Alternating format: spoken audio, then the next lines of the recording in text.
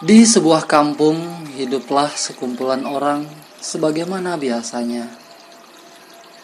Reno adalah seorang pemuda tua di kampung itu. Kira-kira usianya 35 tahun. Namun walaupun Reno tua, tak jarang dirinya dikunjungi cewek ke kediamannya. Karena dirinya ganteng dan manis. Bahkan pemuda yang di bawah umurnya pun sering kalah dalam dunia percintaan dengan dirinya. Begitulah tangguhnya Reno di mata para wanita. Selain dirinya ganteng, Reno juga lahir dari keluarga kaya raya. Sehingga selain fisiknya, hartanya juga dilirik. Ia tak menikah sampai usia 35 tahun. Bukan karena dirinya tak diinginkan para cewek, melainkan karena dirinya masih senang bermain wanita. Seiring waktu berjalan, seorang pemuda di kampung Reno menikah. Ia bernama Diki. Istrinya sangatlah enak dipandang mata. Maka di acara pernikahannya Diki dengan istrinya, Reno sangatlah berperan dalam acara itu. Karena Reno adalah bagian dari keluarga Diki.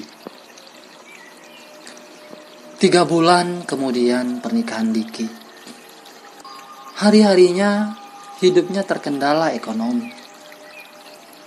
Karena dirinya pengangguran, namun untung masih ada Reno yang sering membantunya, memberi pinjaman uang kepadanya, sehingga Diki masih bisa melanjutkan hidupnya. Maka terjalinlah hubungan baik antara Diki dengan Reno. Tak jarang Reno main-main ke rumahnya Diki, hingga keakraban mereka terjalin begitu erat, bak saudara sendiri.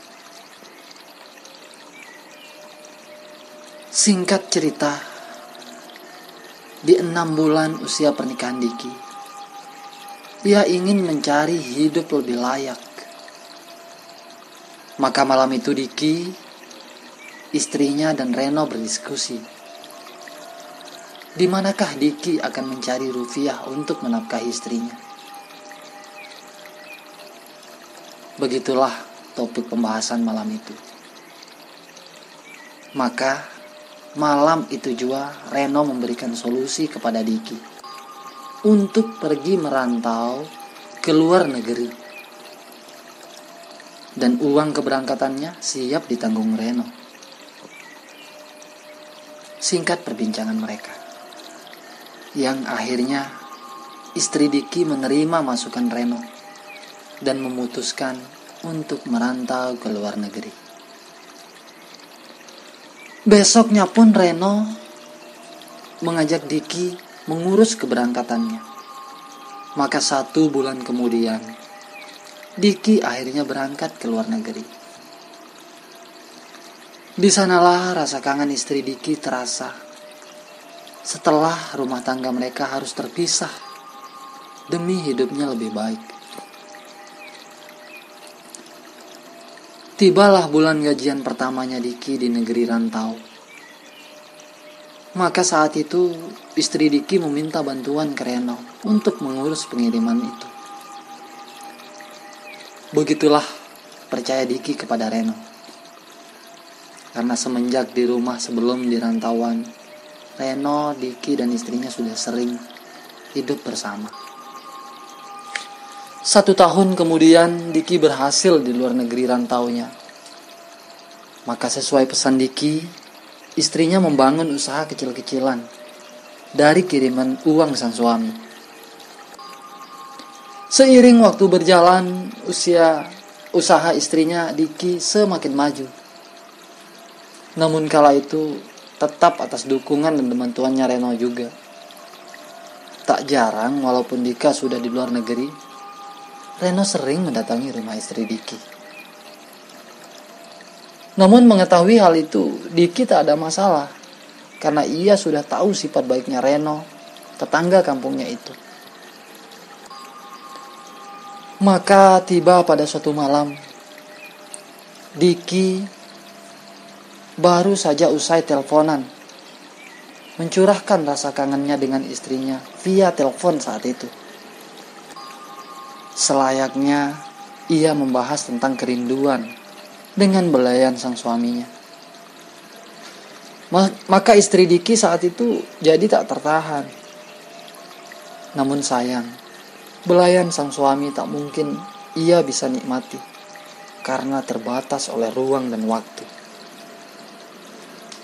10 menit usai obrolan via teleponnya, tiba-tiba terdengar suara ketukan pintu depan rumah istri Diki. Maka sebagai seorang penjual, ia pun membuka pintunya. Maka di sana ternyata ada Reno. Saat itu dengan candanya Reno, karena ia melihat istrinya Diki sedang memegang HP dan sedikit tersenyum bahagia, Reno pun berkata, "Cie-cie, baru habis kangen-kangenan ya?" ujar Reno kepada istri Diki. Sambil berguyon Reno ke istrinya Diki, "Ya, biasalah, rindu sama Diki dan itunya," jawabnya sambil tersenyum lirih.